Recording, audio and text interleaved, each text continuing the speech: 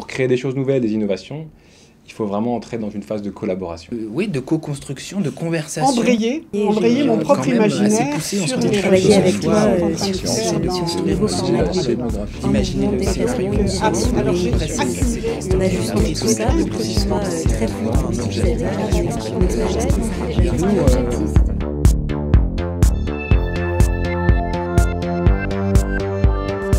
Science, c'est un laboratoire de recherche commun au CEA Grenoble et à l'Hexagone, la scène nationale de Mélan, faisant travailler ensemble artistes et scientifiques.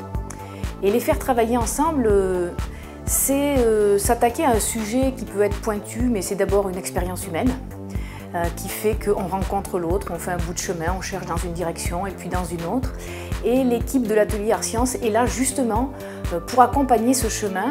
Et c'est bien parce qu'il y a cet accompagnement que nos projets aboutissent alors à des spectacles, à des installations interactives, à des objets connectés, à des textes, à des formes extrêmement différentes. Nous travaillons par le biais de résidences en particulier, ce sont des projets de recherche communs.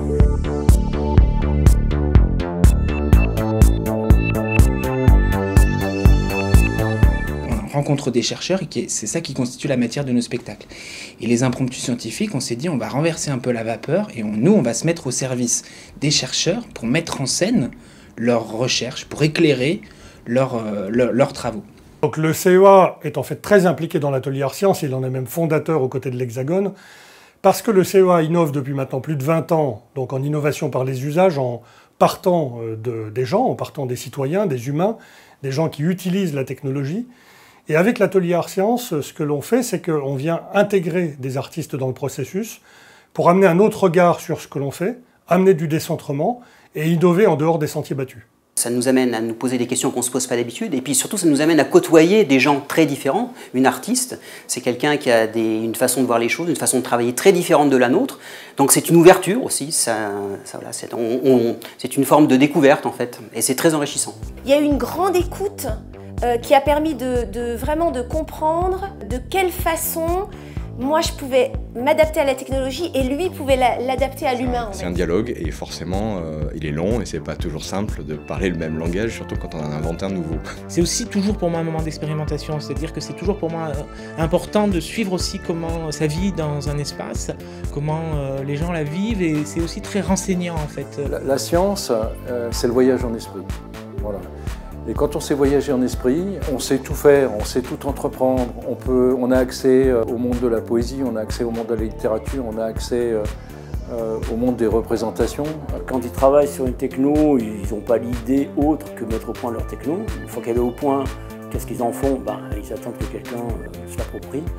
Et si c'est un artiste qui se l'approprie, c'est encore mieux, parce que ça ouvre des perspectives qu'eux n'avaient peut-être pas imaginées pour leur produit. On n'est pas vraiment propriétaire des idées. Elles nous traversent, on les enrichit, on les agglutine, on les formule.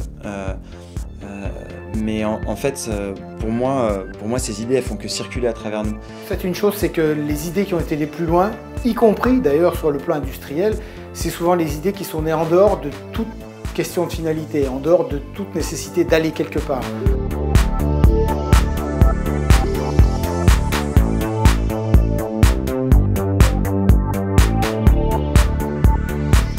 Avec la relation qui s'est dessinée petit à petit avec les entreprises, on a pu remarquer que les idées innovantes qui sortaient de cet atelier n'intéressaient pas du tout que le monde de l'art, mais aussi le monde industriel et le monde de l'entreprise.